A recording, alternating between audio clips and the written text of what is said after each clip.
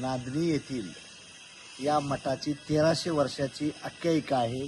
1300 वर्ष हे गाव फेमस असलेला नांदणी मठ आहे आणि तो जैन परंपरेच्या अनुसार मुंगीला देखील न्याय द्यायची भूमिका ह्या जैन परंपरेत आहे। तिथं नांदणी मठ आहे। त्या नांदणी मठाचं एक 100वे वर्ष चालू होत आहे। शांतिगिरी महाराज इथं प्रथम मुनी होऊन गेले। त्यांची 71वी पुण्यतिथी जयंती आहे आणि गेली 40 वर्ष माधुरी नावाची हत्ती इथं राहत होती। ती पंचगंगा नदीत पोहायला जात होती। तिथले 20-25 गावातली लोक सर्व शेतकरी बांधव तिच्यावर प्रेम करत होते, लेकीप्रमाणे, बहिणीप्रमाणे, आईप्रमाणे।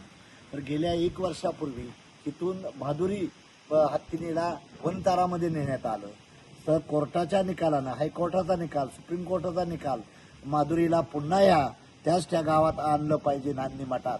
त्यासाठी आदरणीय राजू शेट्टीच्या नेतृत्वाखाली 1 दिवसाचं उपवासाचं आंदोलन आलेलं आहे। त्याला मी स्वतः राष्ट्रीय समाज पक्षाचा अध्यक्ष महादेव जानकर, माझा पक्ष ह्या आंदोलनात सहभागी आहे।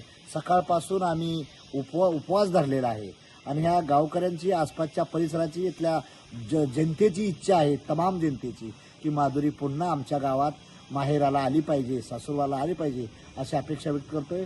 मी वनताराच्या ग्रुपला देखील त्यांनीच, त्या माध्यमातून त्यांनी येऊन हे वनताराच्या लोकांनी माधुरी कशी राहते त्याच्यासाठी बांधण्यासाठी मेडिकल, फर्स्ट एड, फार्मसी, नंतर आपलं मेडिकल सर्व जाणं खाणं व्यवस्थित कसं बांधलेलं आहे।